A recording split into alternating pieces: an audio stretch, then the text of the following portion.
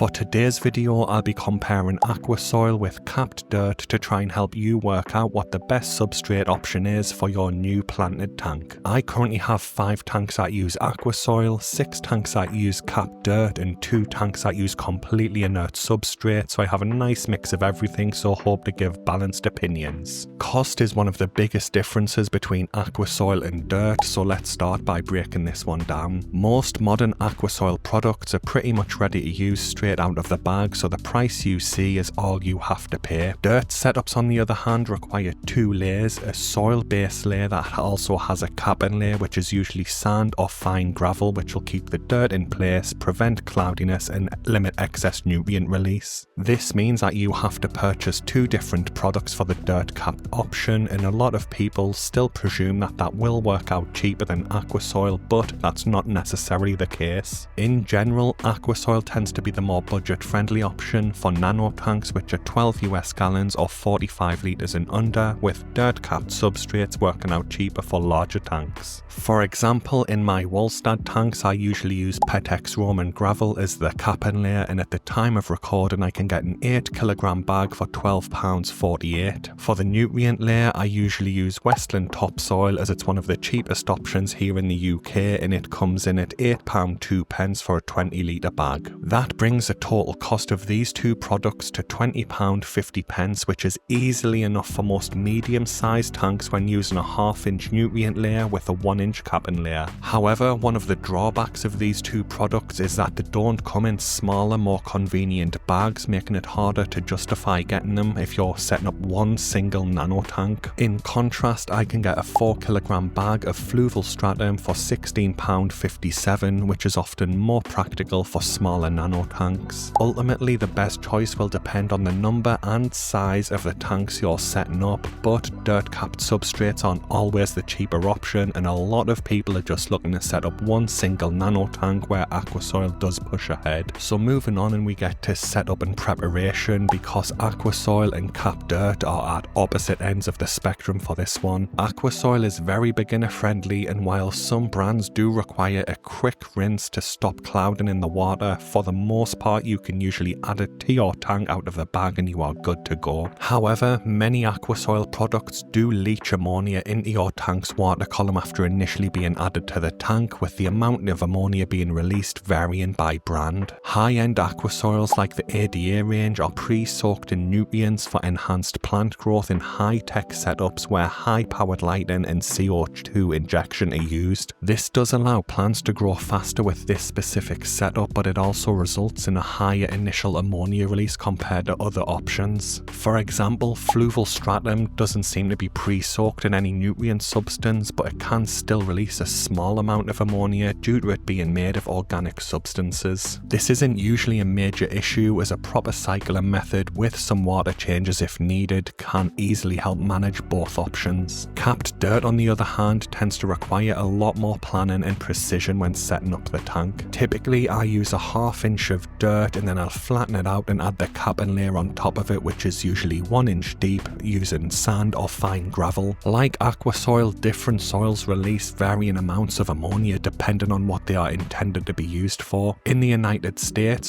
soil packaging lists the amount of water-soluble nitrogen contained in the product on the guaranteed analysis box, making it easier to predict the amount of ammonia it will release. The higher the water-soluble nitrogen, the more ammonia that will be leaked into your aquarium, but the higher water-insoluble nitrogen will release less ammonia. Unfortunately, here in the UK and in many other countries, this information isn't listed, making soil selection trial and error. That's one of the reasons I tend to stick to Westland topsoil, because I know exactly what to expect because I've used it in so many tanks, and it usually raises ammonia levels to 0.5 ppm before plants and microorganisms establish themselves and get it under control. Unlike Aquasoil, disturbing a dirted tank's cap can cause major issues in the tank, sometimes requiring a full rescape, so you do need a higher level of care moving forward. In terms of ease of use, Aquasoil is the clear winner here in my opinion, especially for beginners who just want a hassle-free substrate. So moving on to capping layers, as some people do choose to cap their Aquasoil, but this is usually purely for aesthetic reasons rather than any type of practical purpose. In contrast, a capping layer for a dirted tank tank is essential as it locks the soil in place, prevents cloudy water, and prevents excess nutrient leaking that can cause problems in bacteria blooms. The two key factors for your capping layer are the grain size of the substance you use and the actual depth of the capping layer. If the grains are too fine, then oxygen flow into the substrate can be reduced, potentially causing hypoxic, anoxic, or even anaerobic conditions that can start to cause problems. If the material is too coarse, then dirt can slip through, leading to cloudy water, mud spreading around the tank, and bacteria blooms. Through a lot of experimentation, I found that a grain size of around 2mm works best for the way I set my tanks up. This means that I tend to go with coarse sand products or fine gravel products because the 2mm grain size is right on the border between the two. I typically use a ½ inch of soil and then I'll cap it with around an inch of sand or gravel, but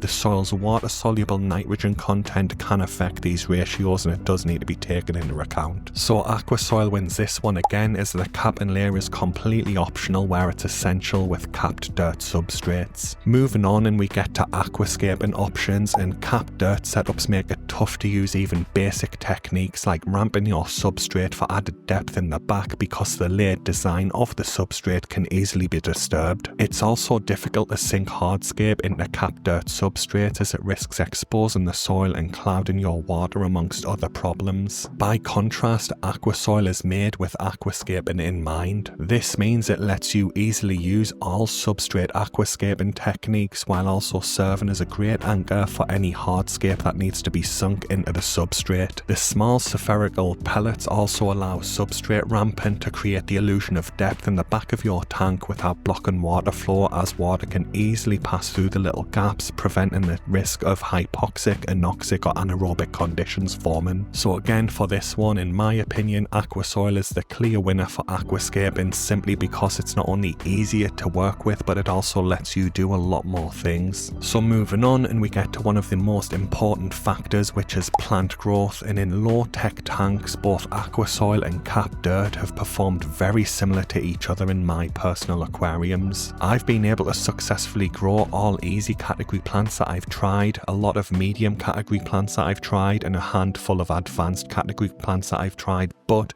I have used different lighting as the plants get more difficult, as they do tend to have different requirements. Now, I don't keep any high-tech tanks because they typically involve expensive lighting, CO2 injection systems, and specialist fertilizers. That said, with that type of setup, Aquasoils like the ADA Amazonia range are specifically infused with nutrients to support the rapid growth in the plants, supported by the light, CO2, and other fertilization. I've seen some people report plant growth that's up to 5 times faster than in low-tech tanks, so because of the accelerated growth, the initial nutrients released by ADA Amazonia and similar aquasoils can quickly become depleted, requiring additional substances like liquid fertilizers and root tabs to nourish the plants. But in low-tech tanks like the ones I keep, the slow growth rate of the plants often allow the nutrients from fish waste, detritus, and leftover food being broken down by microorganisms to sustain the plants, but potassium, iron, and magnesium can still be deficient. I've recently started to feed spinach to my tanks to help overcome these deficiencies, as it's a highly nutritious food for my shrimp and snails, but it also helps to naturally increase the potassium, iron, and magnesium levels in the tank. Since most viewers tend to keep similar aquarium setups to mine on the low-tech side of the hobby, you probably won't see any significant differences in plant growth rates between Aquasoil and capped dirt for a low-tech tank. However, if you are into high-tech aquascaping, then high-end Aquasoils will likely have the advantage for this section. So I want to touch on water parameter fluctuations, specifically pH, as Aquasoil will lower the pH of your tank by releasing hydrogen ions, creating a buffering effect which usually lasts for a couple of months. While Aquasoil can be used for short-term pH control, relying on it long-term isn't ideal because it does stop buffering over time. On the opposite side, capped dirt can actually increase increase your pH if you use a calcium-rich capping layer like aragonite sand or gravel, which will release calcium carbonate into the tank. Personally, I try to stick with an inert sand or gravel for my capped dirt setups, which gives me a stable, predictable pH that I can plan my stocking options around. But in my experience, after the initial buffering or ammonia release phases of both substrates, they essentially act like inert materials, and there's very little water parameter fluctuations when it comes to pH changes. Because of this, I will consider this section a draw, because both do eventually stabilize and are no longer causing any real changes in the tank. So moving on, and we get to natural CO2 release, and by this I mean the substrate or the aquarium ecosystem creating CO2 without the use of an injected CO2 system. One of capped dirt's key advantages over Aquasoil is its high organic content, particularly the humic substances and the bacteria and other microorganisms that are naturally found in the soil. The waste-eating bacteria in the soil can start to break down these humic substances and passively release CO2 into the tank, which is more than you'd get from an inert substrate,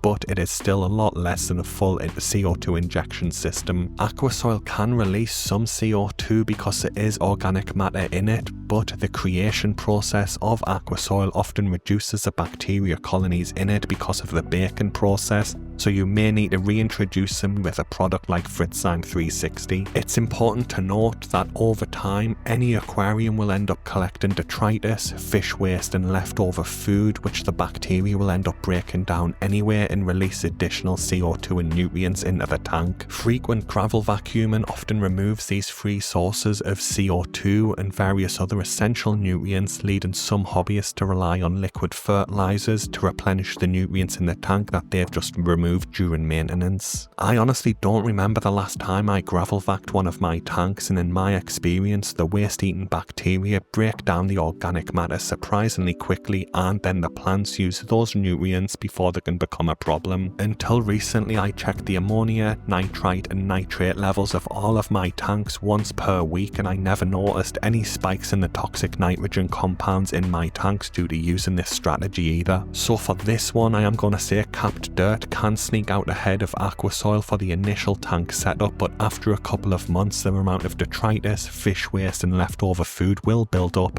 and both setups will perform similarly. Next up, I want to talk about the longevity and nutrient depletion of the substrate, as there seems to be a lot of misinformation out there about these two factors. There seems to be a common belief that Aquasoil and capped dirt will both lose their effectiveness after around 1 year. Personally, I think that this myth on the low-tech side of the hobby comes from a truth on the high-tech side of the hobby. As I mentioned earlier, high-tech tanks have high-powered lighting and CO2 injection that drive rapid plant growth, allowing the plants to quickly deplete the nutrients in the substrate. However, in most moderately stocked and moderately fed low-tech tanks, the detritus, fish waste and leftover fish food will gradually break down and provide the plants with the nutrients they need for a growth rate in that type of tank. Water changes and water top-offs in the tank also introduce minerals, which can also help support plant growth in low-tech setups. Now, some situations do require supplementation. For example, my betta fish tank, which is lightly stocked with 1 betta fish, a couple of neocaridina shrimp and 2 snails, but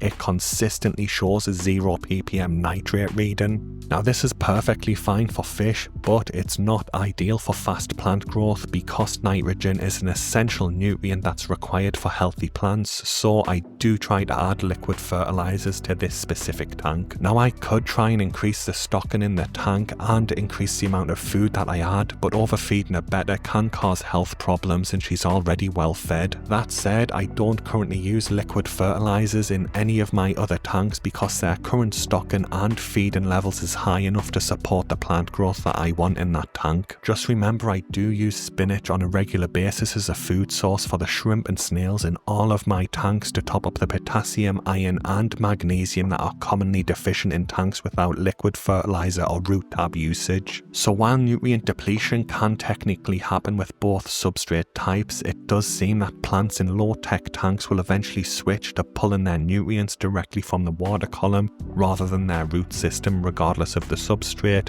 so this doesn't really tend to be a problem. Finally, I want to touch on cation exchange capacity, or CEC, and I left this one to last because it's not really a major factor for most beginners, but it is essentially a measure of a substrate's ability to absorb and hold nutrients. Planted Aquarium magazine published this table in their summer 2000 issue of the CEC ratings of popular substrates at the time, and found that many of the low CEC options were still able to grow thriving healthy plants. It's also worth noting that all of the research I found on CEC focuses on either agriculture or forestry, where terrestrial plants rely on soil for the bulk of their nutrients. Aquarium plants, on the other hand, are submerged and can easily draw most, if not all, of their required nutrients from the water column if needed. I'm fully aware of the common myth that plants like Echinodorus and cryptocorynes are heavy root feeders and require heavy nutrient-rich substrates, but I don't think this is true, especially in a low-tech tank. The 2-Hour Aquarist has a great article on his blog debunking this myth using logic, and Skeptical Aquatics has been able to grow thriving Echinodorus plants in a bare-bottom tank with no substrate at all. One research paper on Echinodorus plants found minimal difference in their growth rates until they were kept in artificial substrates that we don't use in the aquarium hobby. On top of that, another research paper on cryptocoryne plants found that they actually had the highest growth rate in river sand rather than river sand mixed with various ratios of topsoil. So as far as I'm concerned, this shows that the CEC rating of your substrate is not as important as once thought, so I recommend people just ignore the discussions you see on certain communities about it.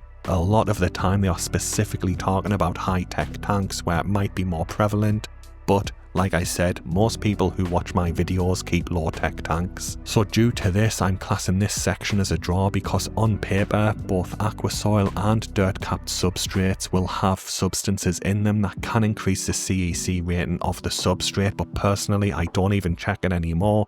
The more testing I've done with water column feeding in my planted tanks, the more I believe the majority of the plants are literally absorbing their nutrients from the water rather than the substrate. So to try and wrap it up, both Aquasoil and capped dirt definitely have their place in the hobby, but Aquasoil is generally more user friendly and a better option for a lot of beginners. As I mentioned earlier, Aquasoil can also be more cost effective for smaller nano tanks, and with the spike in popularity of this type of aquarium, this is an underrated point. Personally, I love the Wallstad method that uses capped dirt, but that's because I do enjoy trying to mimic an ecosystem, starting with the microorganisms in the tank and then working up all the different layers to the actual fit. But because of the extra care required, particularly the risk of disturbing the nutrient layer, I honestly think Aquasoil is usually the better choice for people new to the hobby who just want a hassle-free, easy setup. Anyway guys, that brings the video to an end. I've tried to answer as many of the questions that I get in my comment section about this type of topic in the video. Thanks for watching, have a good day and good luck with your new aquarium.